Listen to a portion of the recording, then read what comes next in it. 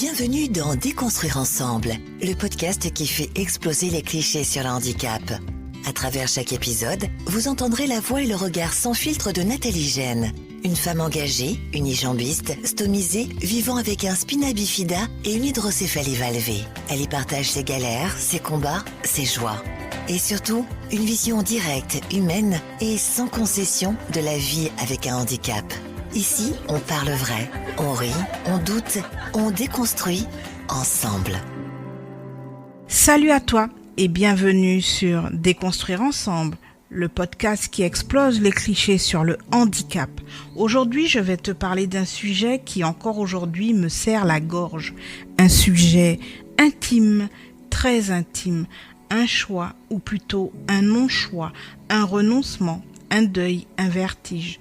Aujourd'hui, je vais te parler du fait que je n'ai pas eu d'enfant et que ce n'était pas par confort, ni par carrière, ni par mode de vie, mais parce que ma santé ne me permettait pas de porter la vie. Et tu sais quoi? Même si je suis debout aujourd'hui, même si je ris, même si j'avance, ce vide-là, il ne s'oublie pas, il s'apprivoise, il se vit, il se traverse, mais il ne disparaît jamais complètement. Quand j'étais petite, je disais que je voulais 3 enfants et un mari gentil. Je leur avais même donné des prénoms. Je les imaginais jouer, m'appeler maman. Tu vois ce rêve-là, je l'ai nourri longtemps, très longtemps. Mais au fond, très tôt, j'ai compris que ça serait compliqué. Parce que j'étais déjà une enfant médicalisée, parce que j'avais déjà un corps à part et parce que dans les couloirs d'hôpital, j'entendais souvent des phrases du genre « Une grossesse, pas recommandée. C'est trop risqué pour elle. » Mais j'ai résisté à cette idée. J'ai cru qu'en grandissant, on trouverait une solution. J'y ai cru longtemps. Alors, parlons un peu médical.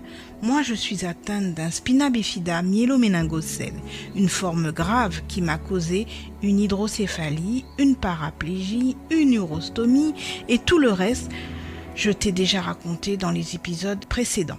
Une grossesse dans mon cas, c'était considéré comme à très haut risque. Risque vital pour moi, mon dos, ma colonne, mes organes internes, risque d'aggravation neurologique, risque d'infection majeure.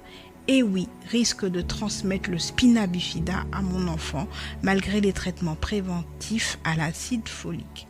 Les médecins ont été clairs, vous pouvez essayer, mais vous risquez d'y rester.